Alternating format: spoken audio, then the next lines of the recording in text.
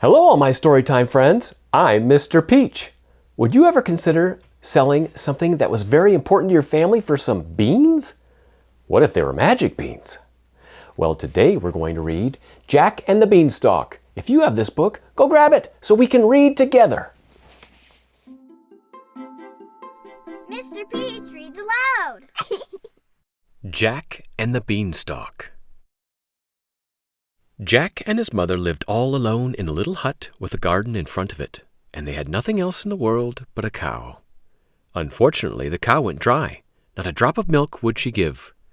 "See there now," said the mother. "If the cow doesn't give us milk, we can't afford to keep her. You'll have to take her off to market, Jack, and sell her for what you can get." Jack was sorry that the little cow had to be sold, but he put a halter around her neck and started off with her. He had not gone far when he met a little old man with a long gray beard. "Well, Jack," said the little old man, "where are you taking your cow this fine morning?"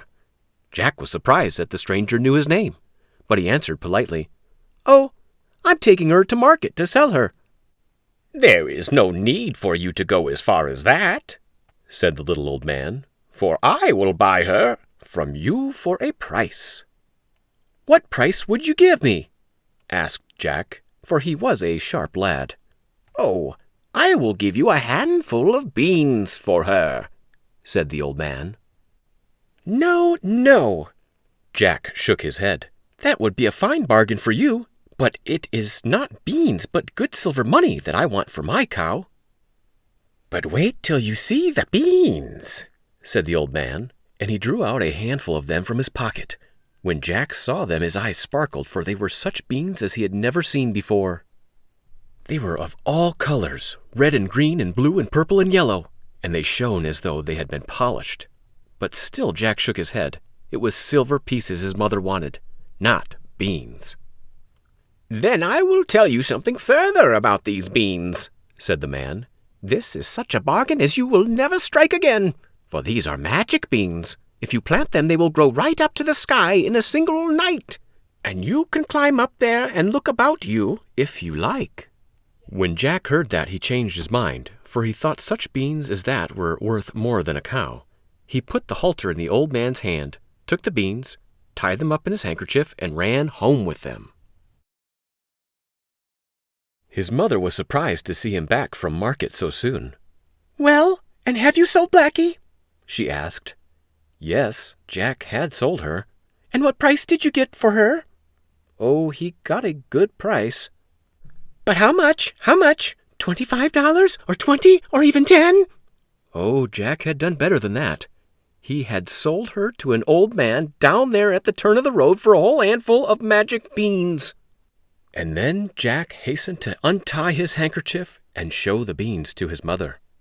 But when the widow heard he had sold the cow for beans, she was ready to cry for anger. She did not care how pretty they were, and as to their being magic beans, she knew better than to believe that. She gave Jack such a box on the ears that his head rang with it, and sent him up to bed without his supper, and the beans she threw out of the window. The next morning when Jack awoke, he did not know what had happened. All of the room was dim and shady and green, and there was no sky to be seen from the window, only greenness. He slipped from bed and looked out, and then he saw that one of the magic beans had taken root in the night and grown until it had grown right up to the sky. He leaned out of the window and looked up, and he could not see the top of the vine, but the beanstalk was stout enough to bear him, so he stepped out onto it and began to climb. He climbed and he climbed until he was high above the rooftop and high above the trees. He climbed till he could hardly see the garden down below, and the birds wheeled about him and the wind swayed the beanstalk. He climbed so high that after a while he came to the sky country, and it was not blue and hollow as it looks to us down here below. It was a land of flat, green meadows and trees and streams. And Jack saw a road before him that led straight across the meadows to a great, tall, gray castle. Jack set his feet in the road and began to walk toward the castle. He had not gone far when he met a lovely lady, and she was a fairy, though Jack did not know it. "Where are you going, Jack?" she asked. "I'm going to yonder castle to have a look at it," said Jack. "That is well," said the lady. "Only you must be careful how you poke about there, for the castle belongs to a very fierce and rich and terrible giant. And now I will tell you something. All the riches he has used to belong to your father. The giant stole them from him. So if you can fetch anything away with you, it will be a right and fair thing." Jack thanked her for what she told him, and then he went on, setting one foot before the other. After a while he came to the castle, and there was a woman sweeping the steps, and she was the giant's wife. When she saw Jack, she looked frightened. "What do you want here?" she cried. "Be off with you before my husband comes home, for if he finds you here, it will be the worse for you, I can tell you." Yes, I know," said Jack, "but I've had no breakfast, and I'm like to drop, I'm so hungry. Just give me a bite to stay my stomach, and I'll be off." The giant's wife did not want to do that at all, but Jack begged and coaxed until at last she let him come into the house and got out a bit of bread and cheese for him. Jack had hardly sat down to it when there was a great noise and stamping outside. "Oh, mercy!" cried the giant's wife, and she turned quite pale. "There's my husband coming in, and if he sees you here, he'll swallow you down in a trice and give me a beating into the bargain." When Jack heard that, he did not like it at all. "Can you not hide me someplace?" he asked. "Here, creep into this copper pot," cried the woman, taking off the lid. She helped Jack into the pot and put the lid over him. And she had no more than done it before the giant came stumping into the room. "Fee, fi, fo, fum! I smell the blood of an Englishman," he roared. "Be he alive or be he dead, I'll grind his bones to make my bread." "What nonsense!" said his wife. "If anyone had come here, don't you suppose I would have seen him? A crow flew over the roof and dropped bone down the chimney, and that is what you smell." When she said that, the giant believed her. He sat down at the table and called for breakfast. The woman set before him 3 whole roasted oxen and 2 loaves of bread, each as big as a hogshead. And the giant ate them up in a twinkling. "Now, wife, bring me my money bags from the treasure room," he said. His wife went out through a great door studded with nails, and when she came back she brought 2 bags with her and set them on the table in front of the giant. The giant untied the strings and opened them, and they were full of clinking gold money. The giant sat there and counted the money. After it was all counted, he put it back in the bags again. And then he stretched his legs out in front of him and went to sleep and snored until the rafters shook. The giant's wife worked around for a while, and then she went into another room.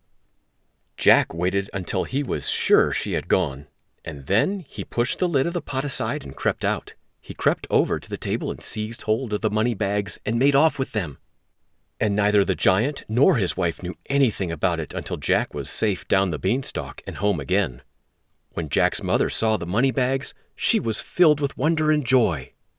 "Those were once your father's," said she, "but they were stolen from him, and never did I think to see them again." After that, Jack and his mother lived well. They had plenty to eat and drink, and good clothes to wear, and everything they wanted. And they were not stingy. They shared their good luck with their neighbors as well. After a while, the money was almost gone.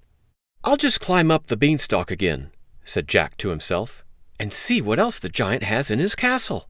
He climbed and he climbed and he climbed, and after a while he came to the giant's country. And there in front of him lay the road to the castle. Jack walked along briskly, setting one foot in front of the other till he came to the castle door, and as he saw no one, he opened the door and stepped inside. There was the giant's wife, scouring the pots and pans, and when she saw Jack, she almost dropped the skillet she was holding. "You here again?" "Yes, here I am again," said Jack. "Then I wish you were someplace else," said the giant's wife. When you were here before, our money bags were stolen, and I can't help thinking you had something to do with it." Oh, how can you think that?" cried Jack. "Well, be off with you anyway." And the giant's wife spoke quite glumly. "I want no more strange lads around here." Yes, Jack would be off in a moment, but wouldn't she give him a bite or breakfast first? No, the giant's wife wouldn't. And that was flat. But Jack was not to be turned off so easily. He talked and begged and argued, and while he was still talking, they heard the giant at the door. The giant's wife was terribly scared. "Oh, if he finds you here, won't I get a beating?" she cried. "Quick, into the pot again." Jack crawled into the copper pot, and the giant's wife put the lid over him. The next moment, the giant stamped into the room. "Fee, fi, fo, fum," He bawled. "I smell the blood of an Englishman. Be he alive or be he dead, I'll grind his bones to make my bread." "Nonsense," said the wife. "You're always fancying things. Here, sit down at the table and eat your breakfast. A crow flew over the roof and dropped a bone in the fire, and that is what you smell." The giant sniffed about a bit, and then, still muttering to himself, he sat down at the table and began to eat. After he had finished, he cried, "Now, wife, bring me my little red hen from the treasure room." His wife went into the treasure room, and presently she came back with a little red hen in her apron. She set it on the table before the giant. The giant grinned till he showed all his teeth.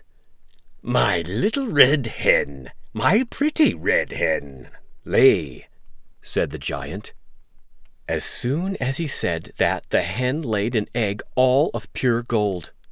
"My little red hen, my pretty red hen, "Lay," said the giant. Then the little red hen laid another egg. "My little red hen, my pretty red hen, lay," said the giant. Then the hen laid a third egg. "There," said the giant. "that is enough for today. Now, wife, you can take her back to the treasure room again." His wife took up the hen and carried her off to the treasure room. But when she came back into the kitchen, she forgot to shut the treasure room door behind her. Then the giant stretched his legs out in front of him and went to sleep and snored till the rafters shook.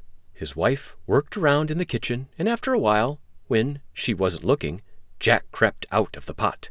He crept over to the door of the treasure room and slipped through, and there was the little red hen, sitting comfortably on a golden nest. Jack caught her up under his arm, and she never made a sound. Then he crept back through the kitchen and out through the door and made off down the road, and the giant's wife never saw him at all. But just as Jack reached the beanstalk, the hen began to cackle. This woke the giant. "Wife, wife," he roared. "Someone is stealing my little red hen." And he ran out of the castle and looked all about him. But he could see no one, for Jack was already halfway down the beanstalk. After that, Jack and his mother never had any lack of anything, for whenever he wanted money, he had only to say, "My little red hen, my pretty red hen, lay," and the hen would lay a gold egg. Still, Jack was not satisfied. He wanted to see what else was in the giant's castle. So one day, without saying a word to his mother, he climbed the beanstalk and hurried along the road to the giant's castle. He did not want to meet the giant's wife, for he thought maybe she had guessed that it was he who had taken the giant's hen and the money bags, and so indeed she had. And what was more, she had told the giant all about it, too. Jack crept up to the castle very carefully, and he saw no one. He opened the castle door a crack and peeped in, and still he saw no one. He pushed it open a little wider, and then he ran in and across the kitchen and hid himself in the great oven. He had no more than done this before the giant's wife came in. "Phew," said she, "what a draught!" and she closed the outside door. Then she set the giant's breakfast on the table, still talking to herself. "The door must have blown open," said she. I'm sure I closed it when I went out. Presently the giant came thumping and stumping into the house. The moment he entered the room, he began to bawl. Fee, fi, fo, fum. I smell the blood of an Englishman. Be he alive or be he dead, I'll grind his bones to make my bread. What? What? Cried his wife. I found the door open just now. Do you suppose that dratted boy is in the house again? If he is, I'll soon put an end to him, said the giant. The giant's wife ran to the copper pot and lifted the lid and looked inside it, but no one was there. Then she and the giant began to hunt about. They looked in the cupboards and behind the doors and every place, but they never thought of looking in the oven. He can't be here after all, said the wife. Or we would have found him. It must be something else you smell. So the giant sat down and began to eat his breakfast, but as he ate he mumbled and grumbled to himself. After he had finished, he said, Wife, bring out my golden harp to sing for me. His wife went into the treasure room and came back carrying a golden harp. She set it on the table before the giant, and at once it began to make music, and the music was so beautiful that it melted the heart to hear it. The giant's wife sat down to listen too, and presently the music put them both to sleep. Then Jack crept out of the oven and seized the harp and made off with it. At once the harp began to call. Master! Master! Help! Someone is running off with me! The giant started out of sleep and looked about him. When he found the harp gone, he gave a roar like an angry bull. He ran to the door, and there was Jack already more than halfway down the road. Stop! Stop! Cried the giant, but Jack had no idea of stopping. He ran until he reached the beanstalk, and then he began climbing down it as fast as he could, still carrying the harp. The giant followed, and when he came to the beanstalk he looked down, and there was Jack far, far below him. The giant was not used to climbing. He did not know whether to follow or not. Then the harp cried again. Help! Master, help! The giant hesitated no longer. He caught hold of the beanstalk and began to climb down. By this time Jack had reached the ground. Quick, quick, mother, he cried. Bring me an axe. His mother came running with an axe. She did not know what he wanted it for, but she knew he was in a hurry. Jack seized the axe and began to chop the beanstalk.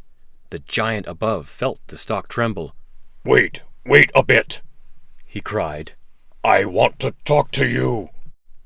But before he could say anything more, the beanstalk was chopped through and fell with a mighty crash. And as the giant fell with it, that was the end of him. But Jack and his mother lived in peace and plenty forever after. I loved how Jack took a chance on the magic beans and wasn't afraid to climb to new heights. I'm also glad they had a sharp axe handy, as giants are not to be taken lightly. Trust me. Thanks for reading with me. Make sure to subscribe and have an awesome day, girls and boys. Until next time, I'm Mr. Peach. Bye.